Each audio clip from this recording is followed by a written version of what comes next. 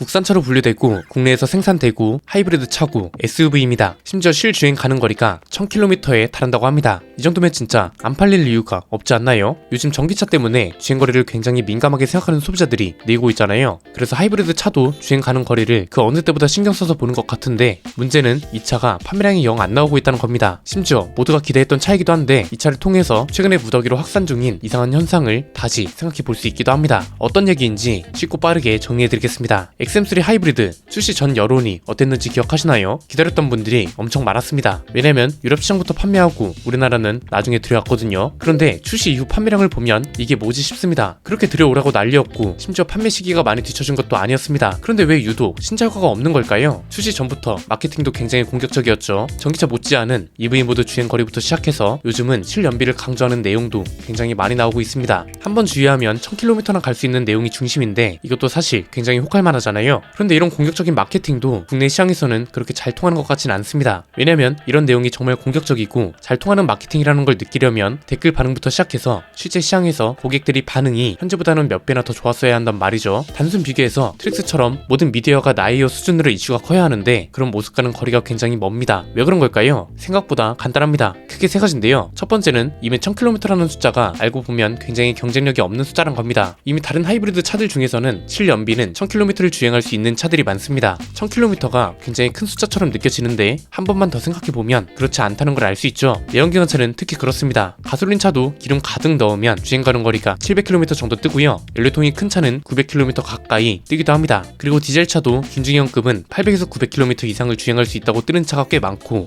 연비 운전을 잘하면 실제 주행 가는 거리도 이 정도는 충분히 나옵니다. 무엇보다 이미 다른 하이브리드 차들도 1000km는 거뜬히 나온다는 거죠. 우리나라가 지금 하이브리드 차 판매량이 굉장히 많아지고 있잖아요. 늘어나고 있는 추세라는 건 등록 추이만 봐도 알 수 있고 5월 연료별 신규 등록 대수를 보면 하이브리드 차가 두 번째로 많았습니다. 이 소리는 뭐냐면 단순히 하이브리드 차 숫자가 많아졌다는 것 뿐만 아니라 우리나라에 그만큼 경쟁력 있는 하이브리드 차가 굉장히 많다는 소리이기도 합니다. 현대기아 차는 기본이고 하이브리드 기술을 가장 보편화시켰다고 할 수 있는 일본 브랜드도 있습니다. 이 상황에서 XM3의 실연비가 1000km 수준으로 나왔다고 해서 과연 얼마나 많은 소비자들을 끌어모을 수 있겠냐는 건데, 이게 바로 두 번째 이야기와 연결됩니다. 본질을 잃어버린 차는 소비자들이 바로 외면을 버리고 그만큼 접근하는 소비자들도 없어지면서 수요가 자연스럽게 감소한다는 거죠. XM3는 소형 SUV입니다. 소형차는 저렴한 게 최고죠. 풀옵션 가격도 낮으면 좋겠지만 풀옵션 가격이 아무리 높아도 주력 트림은 저렴해야 답이 나옵니다. 풀옵션 가격이 저렴해서 성공한 케이스가 트랙스, 풀옵션은 좀 비싸도 주력 트림은 저렴해서 성공한 건 셀토스라고 보시면 됩니다. 소형차는 기본적으로 저렴해야 하면서 웬만한 최소한의 기능들은 있으면서도 아주 호화로운 옵션 같은 걸 원하는 사람들도 있을 수 있기 때문에 이런 건 옵션으로 선택할 수 있게 해주면 됩니다. 즉 저렴한 가격표를 잃는 순간 소형차로서의 본질을 잃는 것과도 같다는 건데요. 이렇게 실패한 케이스 중 하나를 코나라고 보는 겁니다. 그리고 코나보다도 먼저 XM3가 있다는 거고요. 가끔 이런 말도 나옵니다. 유럽보다 저렴하게 파는 건 알고 얘기하는 거냐고요. 그런데 이건 중요하지 않습니다. 유럽보다 저렴하다, 그래서 뭐 어쩌란 거죠. 한국에는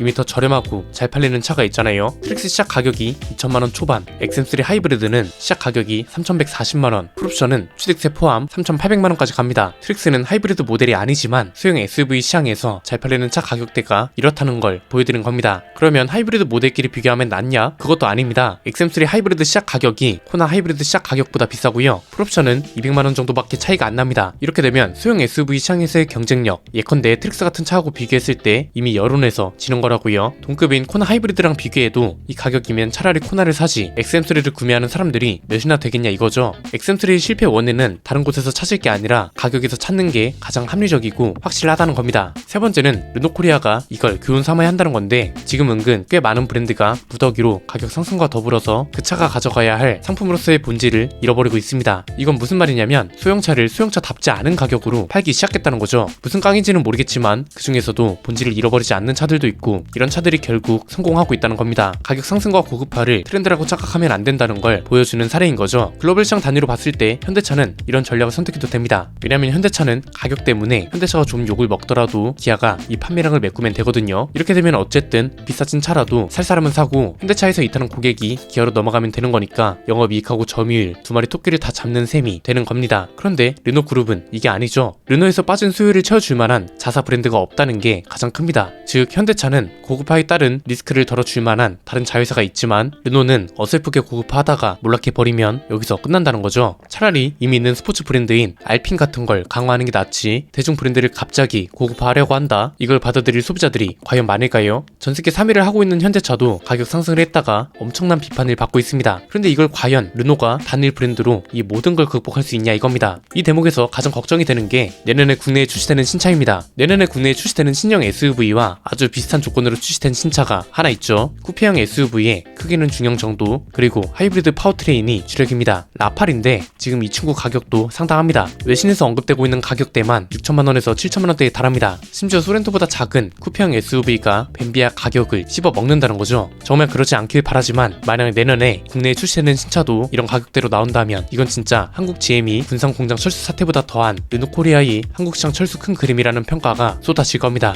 그렇잖아요. 이 차의 성능이나 옵션 그리고 소재 같은 게 마이바흐 뺨칠지는 모르겠습니다. 당연히 그럴 일도 없고요. 만약 마이바흐 절에가를 할 수준으로 만들었어요. 그런데 그렇다고 해서 르노가 마이바흐가 되진 않습니다. 폭스바겐 페이톤 그렇게 잘 만들었다면서 왜 판매량 부진에 시달리다가 단종됐겠어요? 결국 비싼 차들은 브랜드 가치가 중요하기 때문입니다. 르노의 브랜드 가치가 떨어진다는 게 아닙니다. 브랜드는 각자의 위치에서 최선을 다할 때 빛이 나는 겁니다. 르노는 대중 브랜드 라인업에서 활약해야 가치가 돋보이는 거지. 갑자기 벤비아 영역인 프리미엄 가격대를 건드리면 안 된다는 거죠. 물론 이런 전략이 아예 이해가 안 되는 건 아닙니다. 전기차 시대로 가면서 브랜드를 좀 더 고급화하고 싶은 욕심도 있을 거고요. 냉정하게 한국 시장은 판매 시장에서의 가치보다 수출 기지로서 활용하는 게 더 이득이라는 사실이 작년 실적을 통해 증명이 됐습니다. 그런데 라팔을 시작으로 모든 차들이 가격 고급화가 진행된다면 단순히 한국 시장에서 철수하는 것에서만 끝나지는 않을 겁니다. 전세계 시장에서 르노가 설 자리를 스스로 잃어버리는 게 되겠죠. 물론 라팔만 그런 걸 수도 있습니다. 그런데 라팔 가격이 너무 뜬금없어서 다양한 전망이 나올 수밖에 없는 것도 사실입니다. 알핀 브랜드를 달고 나온 것도 아니고 그냥 얘도 르노잖아요. 사실 뭐 때문에 자꾸 어설픈 고급화가 유행처럼 번지는 건지는 모르겠습니다. 뭐 여러 가지를 추리할 수 있긴 하죠. 지난 몇 년 동안 있었던 원자재 대란으로 인한 손해를 해소시키기 위한 것일 수도 있고요. 이게 어느 정도 해소됐다면 공유 경제에 대비하기 위한 가격 상승 및 작업이라고도 볼 수 있고요. 왜냐하면 공유 경제가 개인 거래보다 많아지게 된다면 자동차를 구매하는 건 개인보다 회사 단위가 많아질 테니까 가격 상승에 대한 수요가 빠질 가능성이 낮아질 겁니다. 그런데 이건 어디까지나 추리입니다. 공유 경제에서 해당 상품을 이용하는 건 어쨌든 개인 소비자입니다. 높아진 가격대로 자동차를 구매한 공유 서비스 기업은 개인 소비자들로부터 자동차를 구매한 비용을 채워 넣겠죠. 그러면 개인은 지금보다 더 비싼 돈을 주고 공유 서비스를 이용해야 한다는 건데 우리나라는 자동차도 자산으로 인식하는 사회입니다. 내 돈을 주고 자동차라는 자산을 취득하는 것이 공유 서비스를 이용하는 것보다 손해라는 인식이 생겨야 공유 서비스라는 것도 커지는 건데 글쎄요. 진짜 자동차 회사들이 차 가격을 올리고 있는 이유가 이런 것 때문일까요? 테슬라 같은 회사들은 반대로 가격을 다시 인하하면서 원상복구시키고 있고 당분간은 렌트를 포함한 개인 계약자, 개인 구매자가 많을 텐데 시장에서 경쟁력을 잃지 않고 버틸 수 있을까요? 여러분의 생각은 어떠신가요? 오늘 내용은 여기까지입니다. 내용이 유익하셨다면 구독과 좋아요, 알림 설정 부탁드립니다. 지금까지 저는 안피디였습니다. 감사합니다.